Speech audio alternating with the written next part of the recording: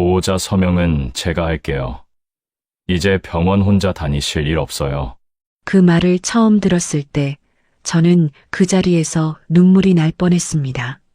손목도 어깨도 이미 망가질 대로 망가져서 수술 날짜를 잡아야 했는데 더 무서운 건 수술 그 자체가 아니었거든요. 마취에서 깨어나 혼자 천장을 보며 누워 있어야 한다는 사실이요. 그 두려움을 꿰뚫어 본 사람이 있었습니다. 아파트 경비원이던 그 남자였습니다. 반찬통을 주워준 날부터 키오스크 앞에서 접수 종이를 받아들던 날까지 꼭 필요한 순간마다 말없이 제 옆에 서 있었습니다. 그래서 저는 65에 다시 혼인신고를 했습니다. 그런데 2달도 채 안 됐을 때였습니다. 냉장고 문에 붙은 메모가 눈에 들어왔고 시설에서 걸려온 전화가 제 이름을 찾기 시작했습니다. 저는 쉬러 그 집에 들어간 건데 어쩌다 그 집의 보호자가 되어버린 걸까요? 시작 전 구독과 좋아요로 함께 해주시고 어느 지역에서 듣고 계신지 댓글로 한 번씩만 남겨주세요. 그곳에 행복이 닿길 바라겠습니다. 새벽 4시 반이면 눈이 떠졌습니다. 알람보다 먼저요. 몸이 그렇게 길들여져 있었거든요. 몇 년을 그렇게 살았으니까요. 눈을 뜨면 제일 먼저 오른쪽 손목을 쥐어봤어요. 자는 동안 얼마나 굳었는지 확인하는 거였습니다.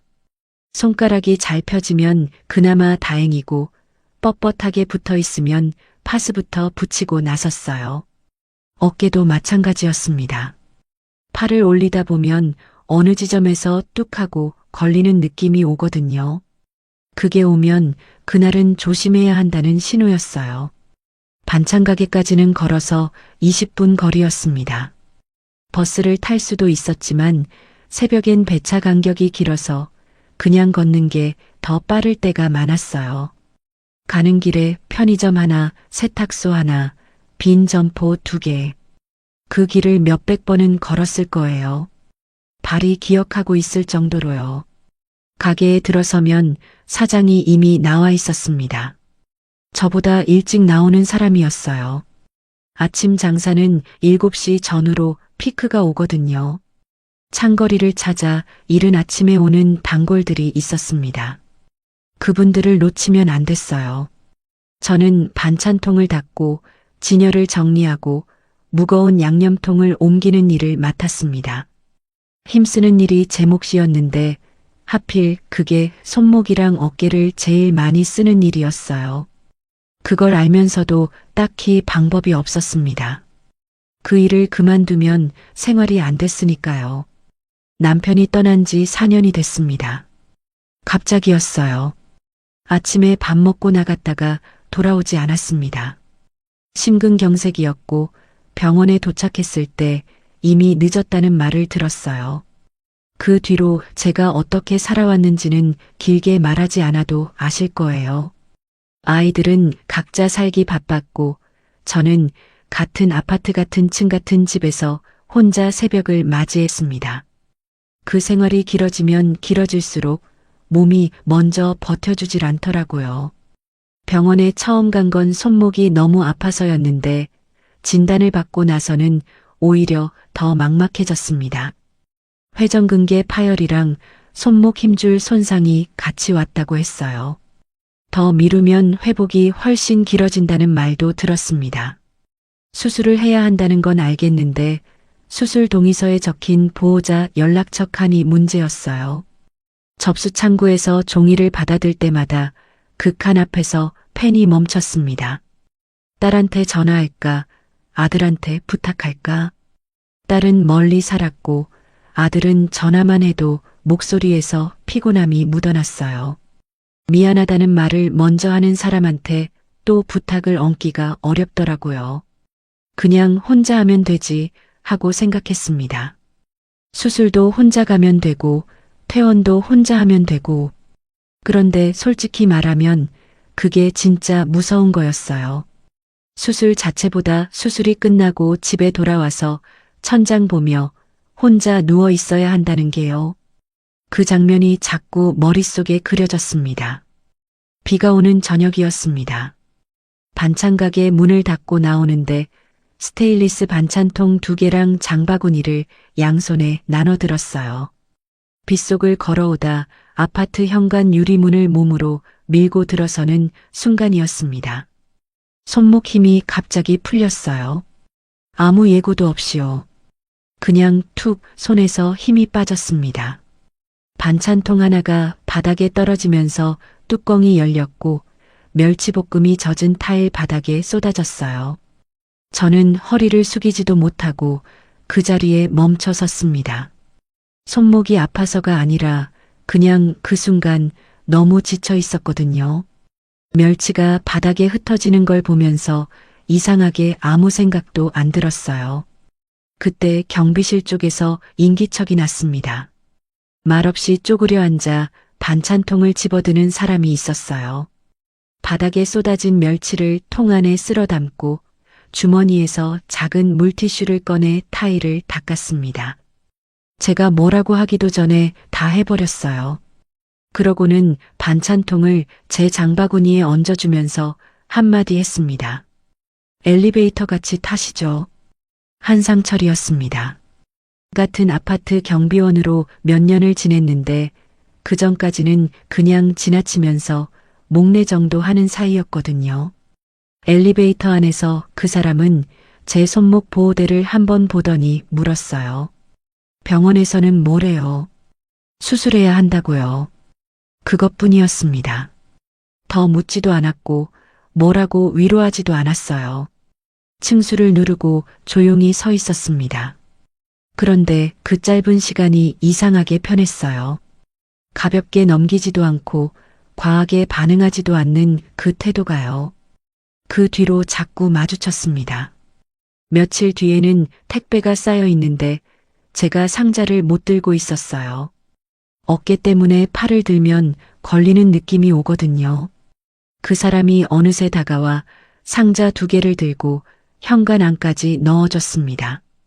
아무 말 없이요. 고맙다고 했더니 무거운 건 내려놓으셔야죠 라고만 하고 갔어요.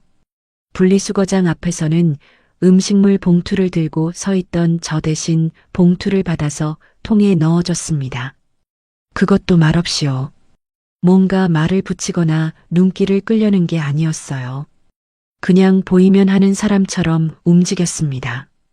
어느 날 저녁엔 아파트 벤치에 앉아 진료 예약 확인서를 들여다보고 있었어요. 다음 주 검사 일정이랑 준비사항이 적혀 있었는데 혼자 보고 있으니까 어디서부터 어떻게 해야 하는지 머릿속이 복잡했거든요. 그때 옆에 앉으며 자판기 커피 하나를 내밀었습니다. 검사 오래 하시나 봐요. 받아서 마시면서 저도 모르게 말이 나왔어요. 검사도 검사지만 수술 끝나고가 더 걱정이라고. 혼자 집에 누워있을 생각이 더 무섭다고.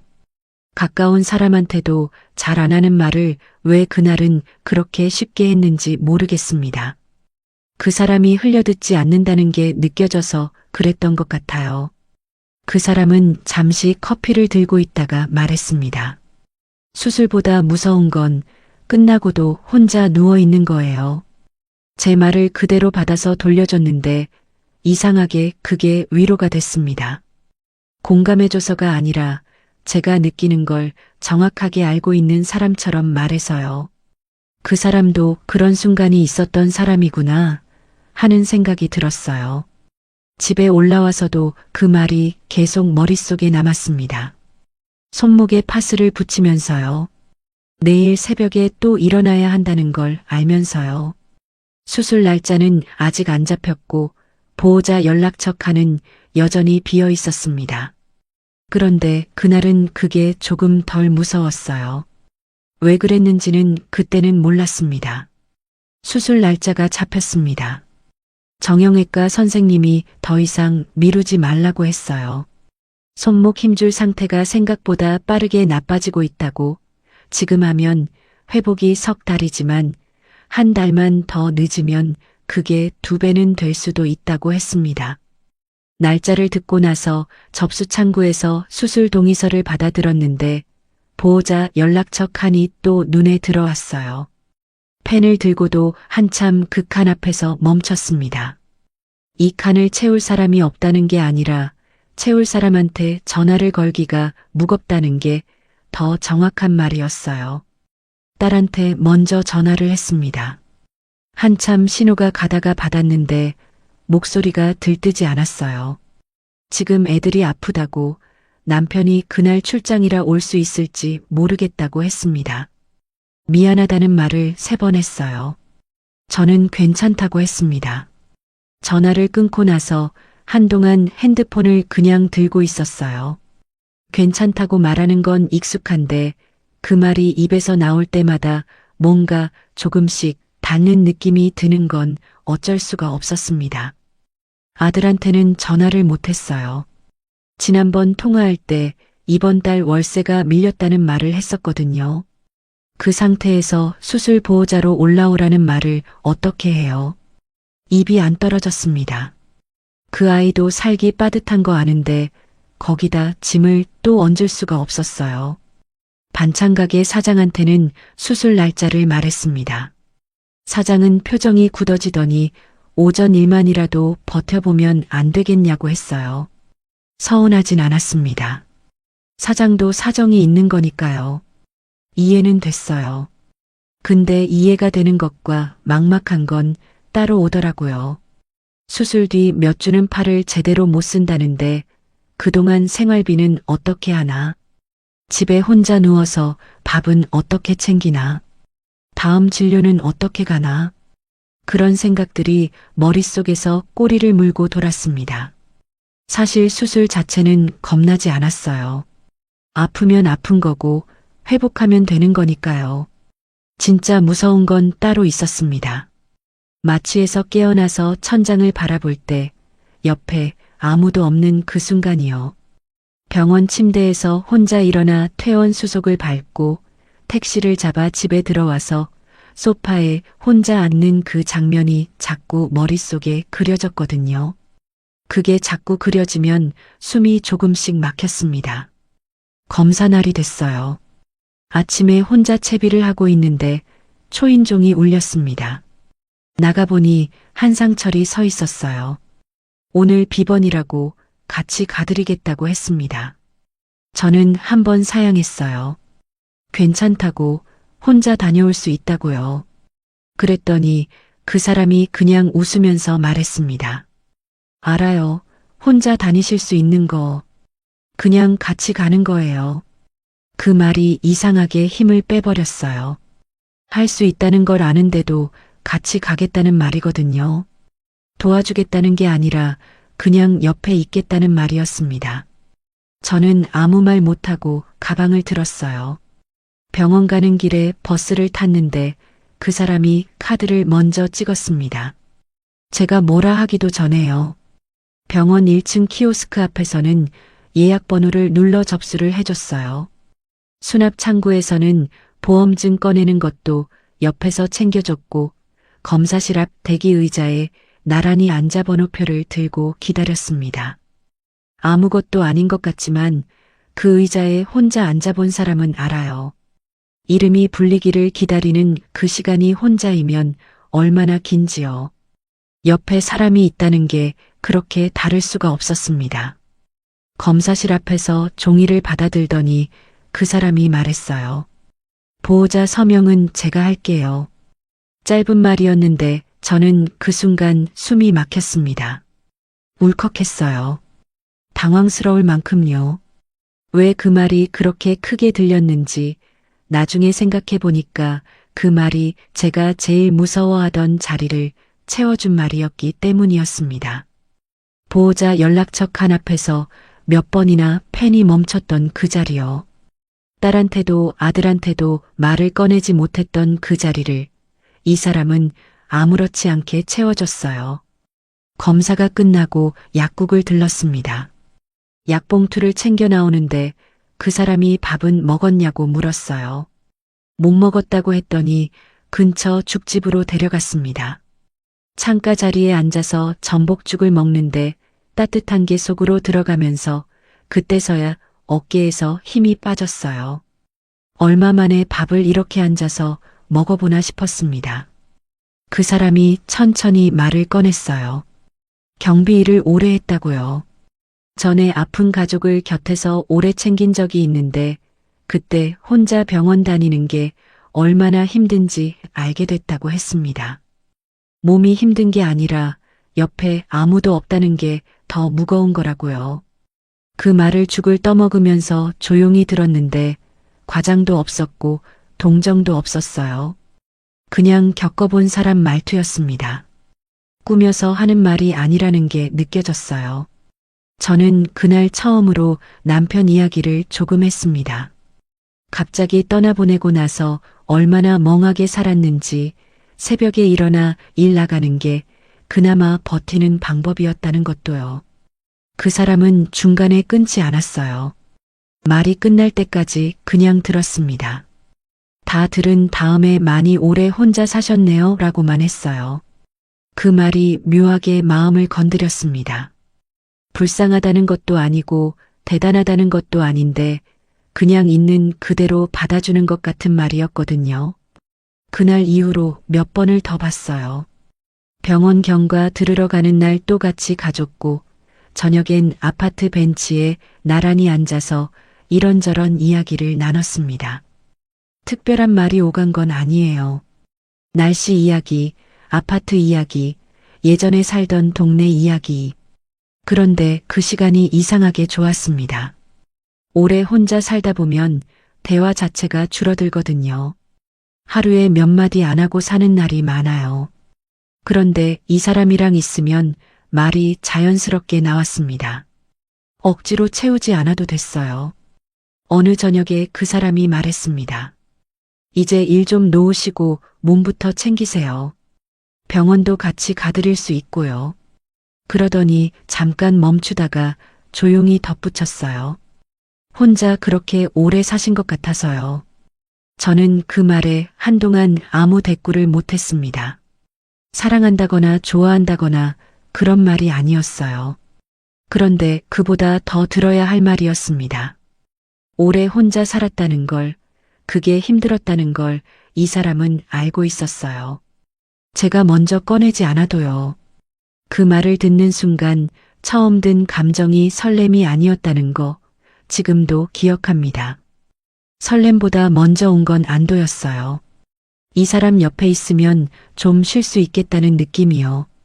상철 씨는 가족 이야기를 길게 하지 않았습니다. 한 번은 딸이 하나 있다고 했어요. 지금은 따로 지낸다고 가끔 시설 쪽에 들를 일이 있다고요. 그게 전부였습니다. 저는 그 말이 잠깐 마음에 걸렸어요. 시설이라는 단어가요. 어떤 시설인지, 얼마나 자주 가는 건지, 딸이 어떤 상태인지 물어봐야 했는데 그때 제 머릿속은 이미 다른 데 가 있었습니다. 수술이 코앞이었고 혼자 버텨야 하는 회복 기간이 두려웠고 보호자 칸이 비어있는 서류가 자꾸 눈에 밟혔거든요. 지금 생각하면 그때 더 물었어야 했습니다. 그런데 그러지 못했어요. 결국 혼인신고를 했습니다. 따로 예식을 치른 건 아니었어요. 구청에 서류를 내고 도장을 찍고 그게 다였습니다. 수속을 마치고 나오면서 상철 씨가 밥을 먹으러 가자고 했어요. 동네 한식집에서 마주 앉아 밥을 먹었는데 이상하게 들뜨지도 않았고 떨리지도 않았습니다. 그냥 조용한 한숨이 나왔어요. 무거운 걸 오래 들고 있다가 내려놓을 때 나오는 그런 숨이요. 나쁘지 않았습니다. 이 정도면 됐다 싶었어요. 이사를 했습니다. 짐이 많지 않았어요. 오래 혼자 살다 보면 살림이 크지 않아지거든요. 필요한 것만 남게 됩니다. 이삿날 상철 씨가 박스를 옮기면서 말했어요. 이제는 새벽일 안 해도 됩니다. 몸만 챙기세요. 그 말이 좋았습니다. 정말로요. 새벽 4시 반에 눈을 뜨지 않아도 된다는 말처럼 들렸거든요. 손목에 파스를 붙이지 않아도 되는 아침이 올 수도 있겠다 싶었어요. 몇 년 만에 처음 드는 생각이었습니다. 그런데 그날 저녁이었어요. 짐을 풀다가 냉장고 문에 뭔가 붙어 있는 걸 봤습니다. 작은 메모지였어요. 작은 글씨로 적혀 있었는데 읽으면 읽을수록 이마가 서늘해졌습니다. 약, 도시락, 화요일 2시, 금요일 11시 시설. 반복되는 일정이었어요. 한 주만의 메모가 아니었습니다. 날짜 옆에 작게 표시가 되어 있었는데 이미 몇 주치가 빼곡하게 적혀 있었어요. 저는 그 메모지를 한참 바라봤습니다. 시설이라는 단어가 다시 눈에 들어왔어요. 이번엔 그냥 지나쳐지지 않았습니다. 화요일 아침이었습니다. 상철 씨가 평소보다 일찍 일어났어요. 저는 부엌에서 물을 끓이고 있었는데 그 사람이 옷을 갈아입으며 아무렇지 않게 말했습니다. 오늘은 일찍 준비해요. 애 데리러 가야 하니까. 애. 그 단어가 귀에 걸렸어요. 딸이 있다는 건 알고 있었습니다. 시설에 따로 지낸다는 것도요. 그런데 그게 이렇게 갑자기 이사한 지 열흘도 안 돼서 나올 줄은 몰랐거든요. 저는 컵을 내려놓으며 물었습니다. 오늘 무슨 일정이에요? 상철 씨는 수건으로 손을 닦으면서 말했어요. 34된 딸 한수진, 지적장애가 있고 생활시설에서 지내는데 정기적으로 외출 일정이랑 병원 면담이 있다고요. 오늘은 병원 가는 날이라고 했습니다. 그러면서 덧붙였어요. 별거 아니에요.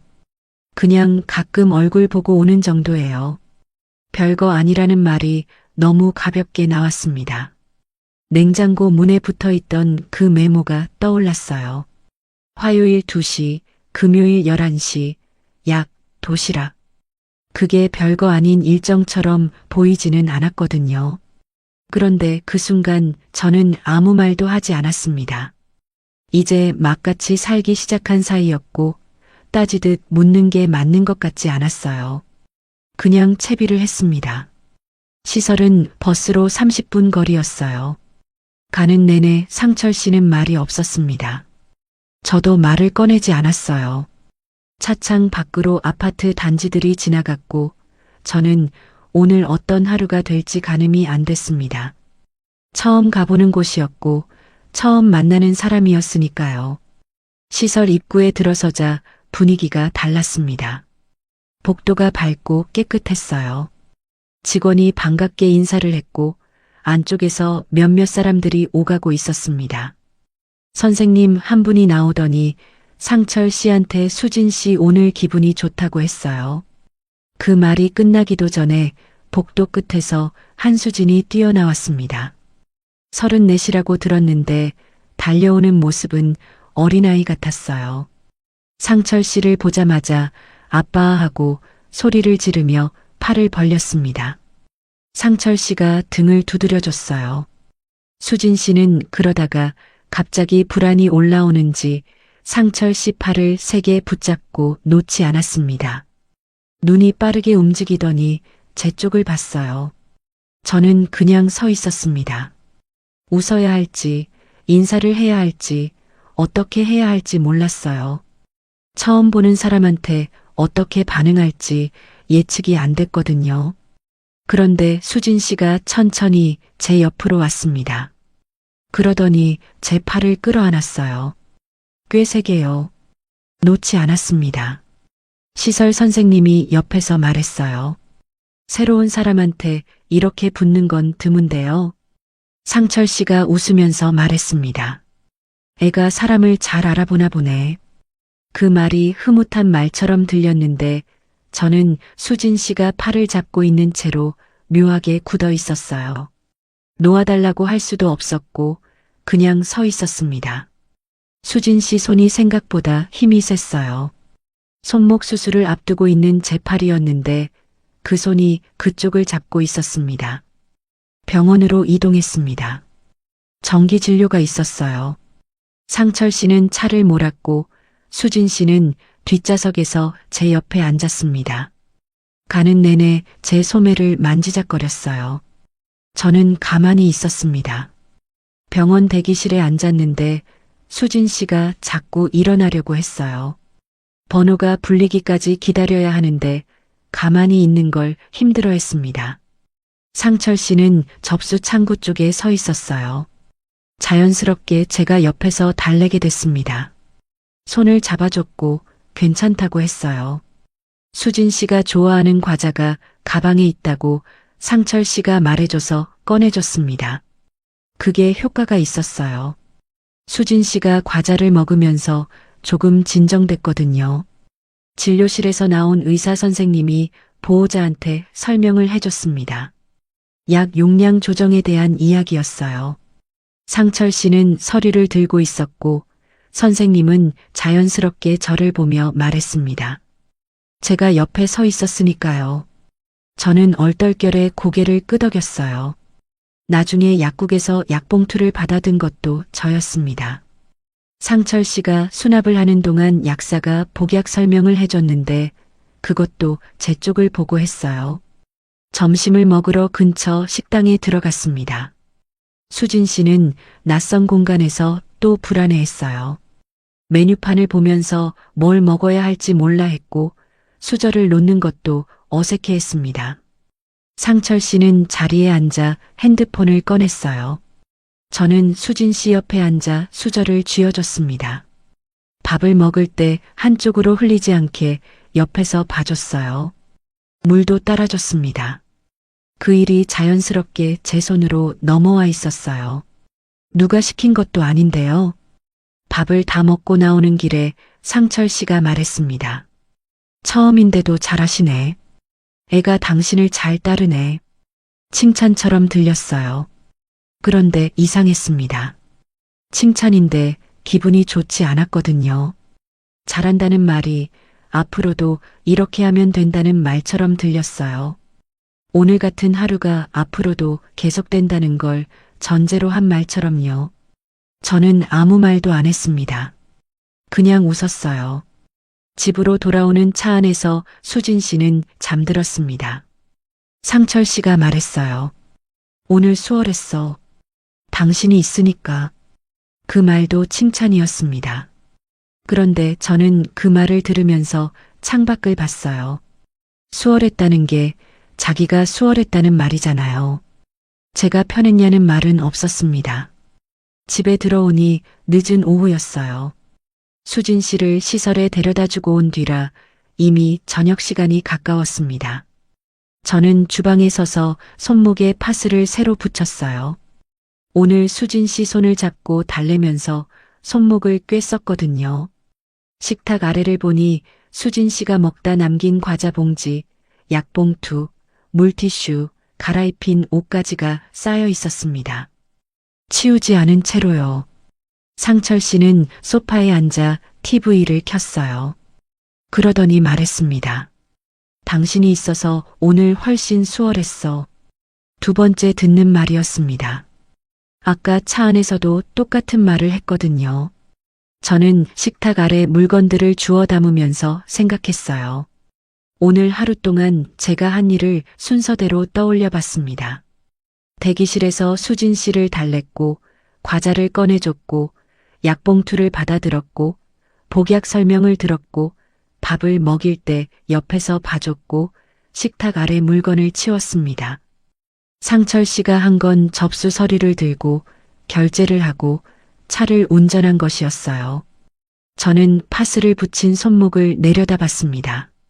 이 손으로 수술을 해야 한다는 걸 오늘도 까맣게 잊고 있었어요. 그때였습니다. 며칠 뒤 시설에서 전화가 왔어요. 모르는 번호였는데 받자마자 밝은 목소리가 들렸습니다. 어머님, 수진 씨 다음 주 병원 일정 바뀌어서요. 목요일 오전 10시로 변경됐거든요. 확인 부탁드려도 될까요? 저는 말을 잇지 못했어요. 어머님, 전화를 끊고 나서 한참 핸드폰을 쥐고 있었습니다. 저는 수진 씨 어머니가 아니에요. 법적으로도 아니고 관계상으로도 아니에요. 결혼한 지 몇 주도 안 됐는데 시설에서는 이미 저를 그렇게 부르고 있었습니다. 누가 그렇게 알려준 걸까요? 아니면 그냥 그렇게 된 걸까요? 저는 그 대답을 그날은 못했어요.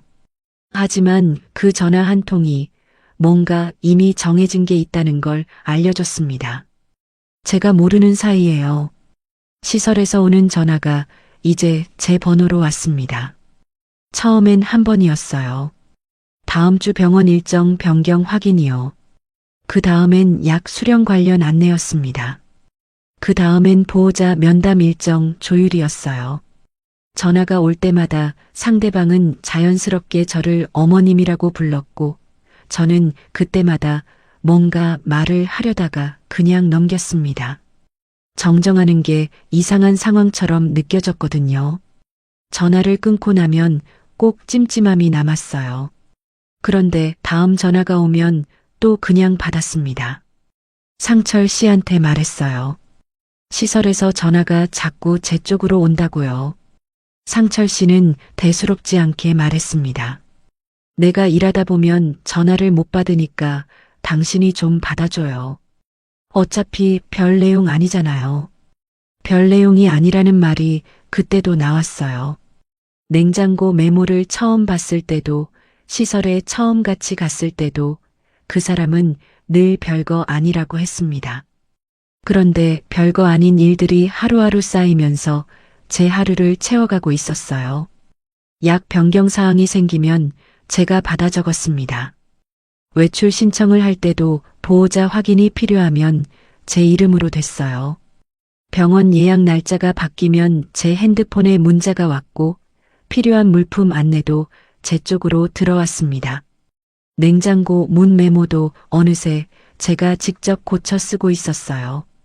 처음엔 확인만 하려고 봤는데 보다 보니 빠진 게 눈에 띄고 그걸 채우고 있는 게 저였습니다. 그러는 사이에 제 수술 날짜 얘기는 뒤로 밀렸어요. 정형외과에서 다시 연락이 왔습니다. 수술 전 마지막 검사를 해야 한다고, 날짜를 잡아야 한다고요. 저는 상철 씨한테 말했어요. 이번 주 아니면 다음 주 안에 검사를 받아야 한다고요. 상철 씨가 말했습니다. 지금은 수진 병원부터 봐야지. 다음 주에 다시 잡으면 되잖아요. 다음 주라는 말이 나왔어요. 그래서 기다렸습니다. 다음 주가 됐는데 이번엔 시설 면담이 잡혀 있었어요. 그 다음 주엔 수진 씨 외출 일정이 겹쳤습니다. 그렇게 한 주, 두 주가 지나갔어요. 저는 다시 말했습니다. 손 상태가 계속 이러면 안 된다고, 병원에서도 더 미루지 말라고 했다고요. 상철 씨는 소파에 앉은 채로 말했어요. 집에 있으면서 조금 쉬면 괜찮아질걸. 뭘 그렇게 크게 봐요? 크게 본다는 말이었습니다. 손목 힘줄이 망가지고 있다는 걸 제가 크게 본다고요. 저는 그 말에 아무 대답을 안 했어요. 대답을 하면 싸움이 될 것 같았거든요. 그냥 부엌으로 들어갔습니다. 싱크대 앞에 서서 물을 한 잔 따라 마셨어요. 손목이 시큰거렸습니다. 시설 면담 날이 됐습니다. 상담사가 넓지 않은 면담실에서 우리 둘을 맞이했어요. 탁자 위에 수진 씨 생활 기록지가 놓여 있었고, 상담사는 요즘 수진 씨 상태가 많이 안정됐다고 했습니다. 표정도 좋아지고 외출 후에도 회복이 빠르다고요. 그러더니 저를 보며 말했어요. 어머님이 챙기시니까 아이가 표정이 좋아졌네요. 상철 씨는 그 말을 듣고 아무 말도 하지 않았습니다. 정정하지 않았어요. 저도 어머님이 아니라고 말하지 못했습니다. 면담실 분위기가 이미 그렇게 흘러가고 있었거든요. 상담사는 계속 저한테 물었어요. 집에서 약은 잘 드시나요? 외출 후 돌아와서 어떠세요? 다음 달 일정은 어떻게 하실 건가요? 저는 아는 범위에서 대답했고, 모르는 건 상철 씨한테 물었는데, 상철 씨는 그때마다 당신이 더 잘 알지 않아요 라고 했습니다.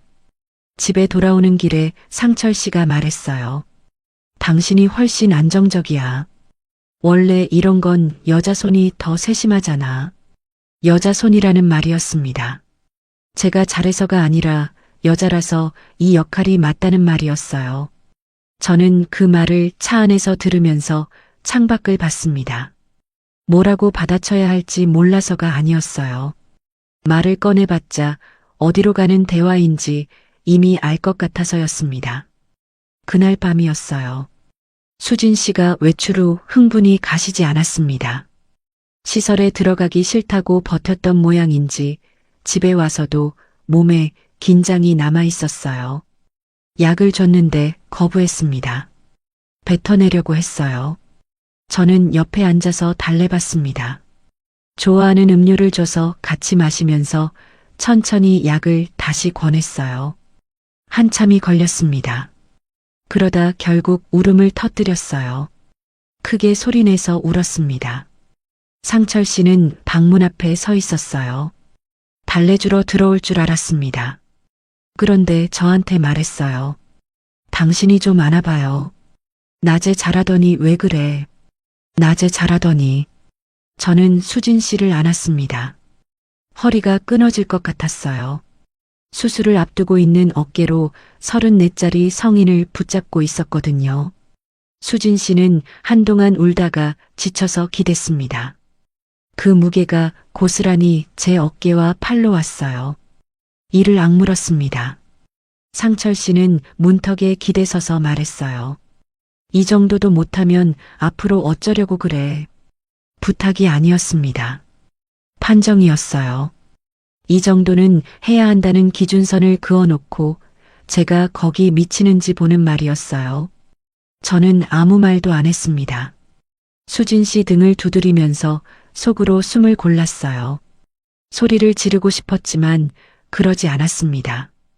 지금 소리를 지르면 수진 씨가 더 불안해질 거라는 걸 알았거든요. 그래서 참았어요. 그 사람 때문에 참은 게 아니라 수진 씨 때문에 참은 겁니다. 수진 씨가 잠들고 나서 저는 주방에 나와 앉았어요. 아무것도 하지 않고 그냥 앉아 있었습니다. 손목이 욱신거렸어요. 어깨가 뻐근했습니다. 새벽 반찬 가게 일을 하던 때보다 몸이 더 무거웠어요. 그때는 새벽에 혼자 걸어가는 게 힘들었지만 집에 돌아오면 소파에 눕는 게 제 시간이었거든요. 지금은 집에 있어도 제 시간이 없었습니다. 다음 날 아침이었어요. 핸드폰이 울렸습니다. 모르는 번호였어요. 받았더니 병원이었습니다. 오미라님, 지난주 수술 전 검사 예약이 취소된 걸로 확인이 되는데요. 다시 잡으실 건가요? 저는 멈췄습니다. 취소한 적이 없었어요. 저는 그 예약을 취소한 적이 없었습니다. 분명히요. 전화를 끊고 나서 상철 씨한테 물었어요. 조용히 감정 없이 물었습니다. 병원에 전화한 적 있어요? 상철 씨는 잠깐 눈을 피하더니 말했어요. 수진 병원이랑 날짜가 겹치길래 어차피 다음에 다시 잡으면 되잖아요. 어차피 다음에 또 그 말이었습니다. 저는 그 자리에서 아무 말도 안 했어요. 따지지도 않았습니다. 그런데 속에서 뭔가 선이 그어지는 느낌이 들었어요. 차갑고 얇은 선 하나가요. 이 사람은 물어보지 않았습니다. 제 수술 날짜를 본인이 취소하면서 저한테 한마디도 하지 않았어요. 당연하게요. 그게 당연한 것처럼요. 저는 부엌으로 들어가 물을 한 잔 따랐습니다. 손이 조금 떨렸어요. 그날 이후로 저는 말수를 줄였습니다. 일부러 그런 건 아니었어요. 말을 꺼낼 때마다 어디선가 막히는 느낌이 들었거든요. 뭔가를 말하면 별거 아니라는 말이 돌아오거나 당신이 크게 본다는 말이 나오거나 아니면 그냥 무시됐습니다. 그러다 보니 입을 여는 게 점점 무거워졌어요. 말하지 않는 게 더 편해졌습니다. 그게 편한 건지 포기한 건지는 그때는 잘 몰랐어요. 집안에서 제 하루는 정해져 있었습니다. 아침에 일어나면 수진 씨 관련 일정을 확인했어요. 이번 주 병원이 있는지, 시설에서 요청한 물품이 있는지, 약통이 부족하지는 않은지요. 그걸 확인하고 나서 장을 봤습니다. 수진 씨가 먹을 수 있는 것들을 따로 챙겼어요. 집으로 돌아와서는 다음 외출 때 입힐 옷을 골라뒀고 패드와 여분 옷가지를 가방에 넣어뒀습니다. 시설에 넣어보낼 물품 목록을 적어서 상철 씨한테 건네면 상철 씨는 확인도 잘 안 하고 그냥 받아서 차에 실었어요. 돌아오는 말은 늘 부족하다는 쪽이었습니다. 밥이 늦으면 왜 이렇게 늦냐고 했어요. 약봉투 정리가 헷갈리면 혼자 살던 습관을 못 버렸다고 했습니다. 시설 선생님한테 대답을 제대로 못하면 당신이 원래 좀 답답하지 않냐고 했어요. 한 번은 수진 씨 외출 일정을 정리한 메모를 잘못 썼는데 상철 씨가 그걸 보고 말했습니다. 이것도 제대로 못해요 하고요. 저는 그 말을 듣고 잠깐 손이 멈췄어요. 틀린 건 맞는데 그 말이 틀린 것에 대한 말이 아니라 제 전체에 대한 말처럼 들렸거든요. 그런 말들이 쌓였습니다. 하루에 한 번씩이요. 크지 않은 말들이었어요. 소리를 지른 것도 아니고 욕을 한 것도 아니었습니다. 그런데 작은 말들이 매일 쌓이면 어떻게 되는지 그때 처음 알았어요. 아침에 눈을 뜨면 오늘은 또 어떤 말을 들을까 하는 생각이 먼저 들었습니다. 그게 하루를 시작하는 첫 번째 감정이 됐어요. 어느 날이었습니다. 반찬가게 사장한테서 문자가 왔어요. 잘 지내냐고, 몸은 좀 어떠냐고요. 저는 잠깐 핸드폰을 들고 앉아 있었습니다. 오랜만에 제 안부를 묻는 사람이 있었거든요. 답장을 하면서 수술 끝나면 오전 한두 시간만 다시 나가볼까 싶다는 말을 썼어요. 보내고 나서 조금 후련했습니다. 그 생각이 꽤 오래전부터 있었는데 누군가한테 처음 꺼낸 거였어요. 그런데 그 통화를 상철 씨가 들었습니다. 저는 부엌에서 전화를 했는데 상철 씨가 거실에서 다 들은 거예요. 그날 저녁 밥을 먹다가 상철 씨가 수저를 내려놓으면서 말했습니다. 내가 일하지 말고 살라 했는데 아직도 밖에 나갈 생각을 해요? 저는 밥을 먹다가 멈췄어요. 오전 잠깐만이라도 하면 좋을 것 같아서요. 몸도 좀 움직여야 하고. 상철 씨 표정이 굳어졌습니다. 말투가 바뀌었어요. 지금 나랑 사는 게 못 믿어서 그래요? 내가 뭘 못해줘서요?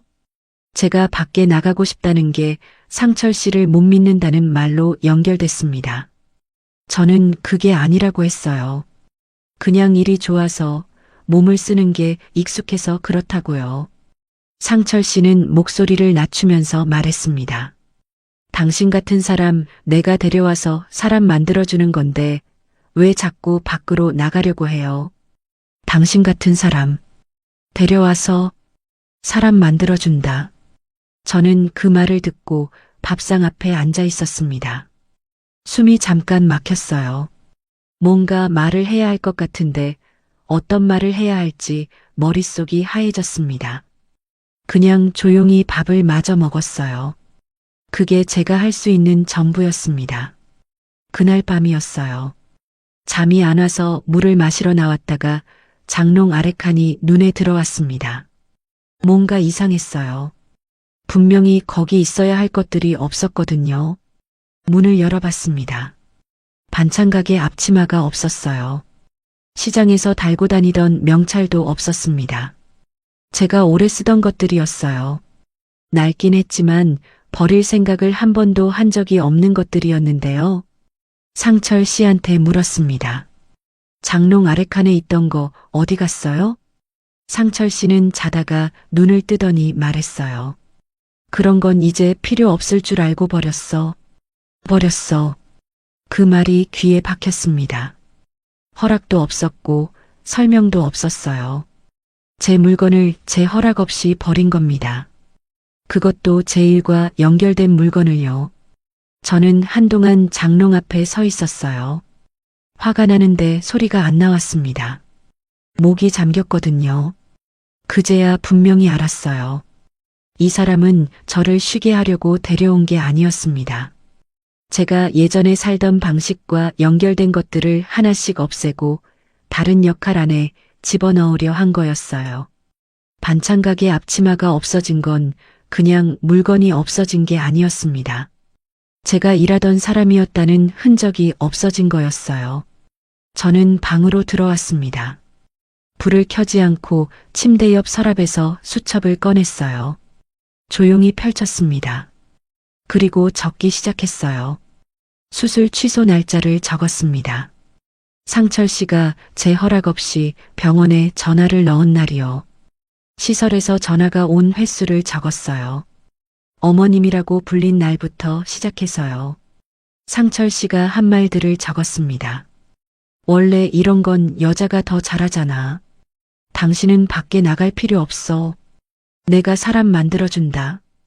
이 정도도 못하면 앞으로 어쩌려고 그래. 한 줄씩 적고 나니 흩어져 있던 것들이 한자리에 모였습니다. 그게 얼마나 많은지 보였어요. 어느 한 번의 일이 아니었습니다. 처음부터 이 방향으로 흘러오고 있었던 거예요. 수첩을 닫으면서 숨을 한 번 길게 내쉬었습니다. 당하고만 있던 일이 처음으로 제 손 안으로 들어오는 느낌이었어요. 적혀 있는 건 아직 아무것도 아니지만 내가 보고 있다는 것, 내가 기억하고 있다는 것, 그것만으로도 달랐습니다. 며칠이 지났어요. 상철 씨가 저녁을 먹다가 아무렇지 않게 말했습니다. 다음 달부턴 수진 주말 외박도 좀 늘려보자. 당신이 있으니까 가능하겠네. 저는 아무 대답을 하지 않았습니다. 숟가락을 내려놓지도 않았어요. 밥을 계속 먹었습니다. 그 말이 얼마나 큰 말인지 상철 씨는 모르는 것 같았어요. 아니면 알면서도 아무렇지 않은 척하는 건지요. 주말 외박이 늘어나면 제 주말이 없어진다는 걸 그 사람은 생각도 안 한 것 같았습니다. 저는 그날 밤 다시 수첩을 꺼냈어요. 그리고 이번엔 수첩만이 아니었습니다. 서랍 안쪽에 있던 통장을 꺼냈어요. 제 이름으로 된 통장이요. 도장도 따로 챙겼습니다. 병원 기록지도 꺼내서 한쪽에 모아뒀어요. 수술 전 검사 기록, 취소됐다는 안내문, 다시 예약 요청 문자. 그것들을 한 봉투에 넣었습니다. 그때부터였어요. 제가 이 집에서 나갈 준비를 시작한 게요. 나갈 날을 정한 건 특별한 날이 아니었습니다. 싸움이 있었던 것도 아니었어요. 누군가 뭔가를 더 심하게 한 것도 아니었습니다. 그냥 어느 아침에 눈을 뜨면서 알았어요. 오늘이다 하고요. 더 기다릴 이유가 없었습니다. 더 확인할 것도 없었어요. 수첩에 적힌 것들은 이미 충분했고 봉투 안에 모아둔 서류들도 준비가 됐고 제 마음도 더 흔들리지 않았습니다. 새벽이었어요. 상철 씨는 자고 있었습니다. 저는 조용히 일어났어요. 부엌으로 나와서 물을 한 잔 마셨습니다. 손이 떨리지 않았어요. 이상하게 차분했습니다. 오히려 오래 아팠던 어깨가 그날 아침엔 덜 무거운 것 같았어요.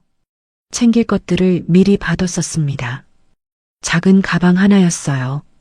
옷 몇 벌, 속옷, 세면도구, 통장이랑 도장, 병원 기록 봉투, 수첩. 그게 다였습니다. 가방이 가벼웠어요. 이 집에 들어올 때도 짐이 많지 않았는데 나갈 때는 더 적었습니다. 그게 이상하게 홀가분하기도 했고 씁쓸하기도 했어요.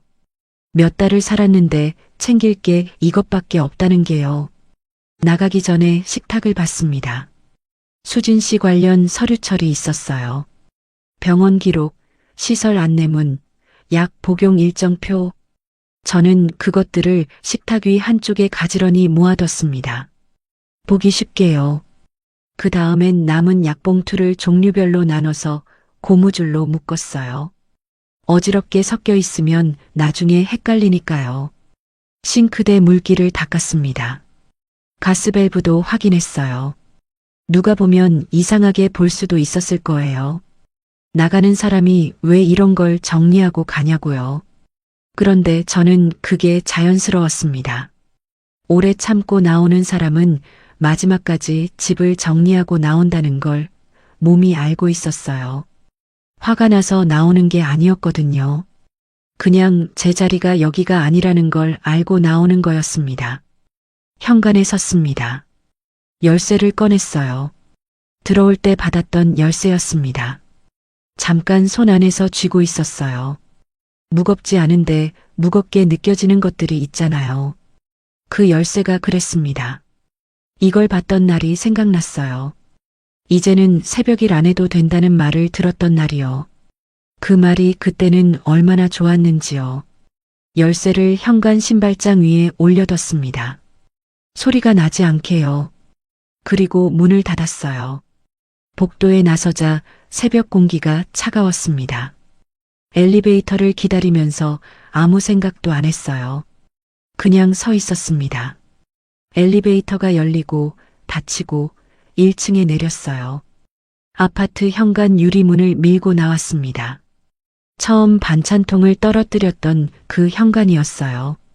그날은 비가 왔었는데 이날은 하늘이 맑았습니다. 새벽 첫 차 시간에 맞춰 나온 거라 정류장에 사람이 없었어요. 저 혼자 서 있었습니다. 버스가 왔어요. 탔습니다. 창가에 앉아서 아파트 건물이 멀어지는 걸 봤어요. 뒤돌아보진 않았습니다. 볼 필요가 없었거든요. 언니 집 작은 방에 짐을 풀었습니다. 언니는 많은 말을 안 했어요. 들어오라고 했고 방을 내줬고 밥을 차려줬습니다. 오래전부터 언니는 그런 사람이었어요. 뭔가를 많이 물어보지 않는 대신 일단 자리를 만들어주는 사람이요. 저는 방에 앉아서 가방을 내려놓고 한동안 그냥 있었습니다. 아무것도 안 했어요. 해야 할 일이 없는 시간이 오랜만에 왔거든요. 수진 씨 일정을 확인하지 않아도 됐고, 약봉투를 챙기지 않아도 됐고, 시설에서 오는 전화를 기다리지 않아도 됐습니다. 그 조용함이 낯설었어요. 낯선데 좋았습니다. 며칠 뒤 가정법원 상담을 받았어요. 상담실은 작고 조용한 곳이었습니다. 상담사가 천천히 상황을 물었어요. 저는 준비해온 것들을 꺼냈습니다. 수첩에 적어둔 날짜들, 병원 기록 봉투, 수술 취소 안내문. 상담사가 하나씩 보면서 메모를 했어요. 그 자리에서 저는 또렷하게 말했습니다. 딸이 있다는 게 문제가 아니었다고요. 지적장애가 있는 딸을 둔 게 잘못이 아니라고요.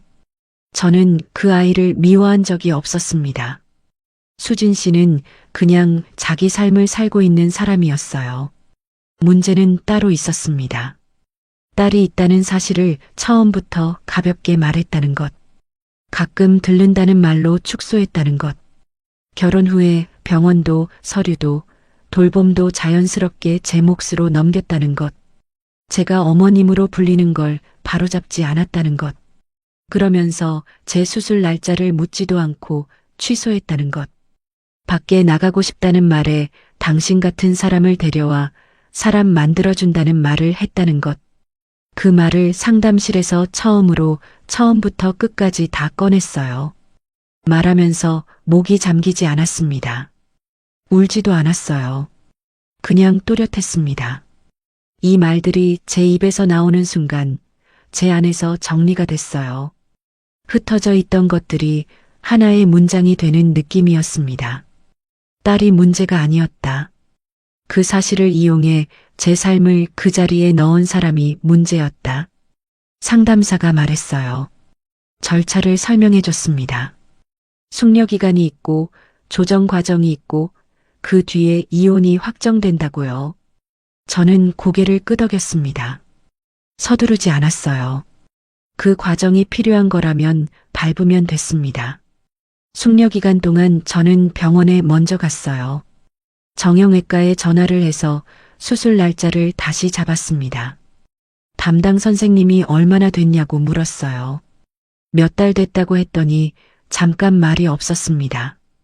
그러더니 최대한 빨리 잡아보겠다고 했어요. 수술 전 검사를 다시 받았습니다. 이번엔 아무도 취소하지 않았어요. 제가 직접 잡은 날짜였으니까요. 대기실에 혼자 앉아서 번호를 기다렸는데 이상하게 그게 외롭지 않았습니다. 무거웠던 게 아니라 내 것이었으니까요. 반찬가게 사장한테도 전화를 했어요. 오전 일부터 다시 시작할 수 있겠냐고 물었습니다. 수술 끝나고 손이 괜찮아지면요.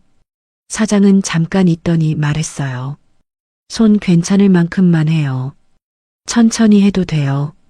그 말을 듣는 순간 가슴이 먹먹했습니다. 울컥했어요. 이상하죠? 별거 아닌 말인데요. 근데 오랫동안 부족하다는 말만 들어왔던 귀에 천천히 해도 된다는 말이 그렇게 크게 들어올 줄 몰랐어요. 누군가의 통제가 아니라 처음 받아보는 배려였습니다. 그게 이렇게 다른 거였어요. 이혼이 확정됐습니다. 서류에 도장을 찍고 나왔을 때 하늘이 흐렸어요. 비가 올 것 같았습니다. 그런데 이상하게 기분이 나쁘지 않았어요. 무너진 게 아니라 끝낸 거였으니까요. 끝냈다는 게 이런 느낌이구나 싶었습니다. 원룸을 구했어요. 작고 낡은 방이었습니다. 창문이 하나 있었고 햇빛이 오후에 잠깐 들어왔어요. 보증금을 내고 계약서에 서명했습니다. 제 이름을 쓰는데 손이 안 떨렸어요. 오미란. 제 이름이요. 누가 대신 결정해 주는 게 아니라 제가 고른 방이었습니다. 제가 낸 보증금이었어요. 제 이름으로 된 계약서였습니다. 문을 처음 닫았을 때였어요. 아무것도 없는 방이었는데 문을 닫는 순간 숨이 편해졌습니다. 이상하게요. 넓지 않고 낡았는데 그 방 공기가 달랐어요. 아무도 없는 대신 아무도 없는 거였습니다. 저를 부족하다고 할 사람이 없었어요. 제 물건을 버릴 사람이 없었습니다. 어머님이라고 부르는 전화가 오지 않았어요. 그냥 조용했습니다. 다음날 새벽에 눈이 떠졌어요. 오래된 습관이라 어쩔 수 없었습니다.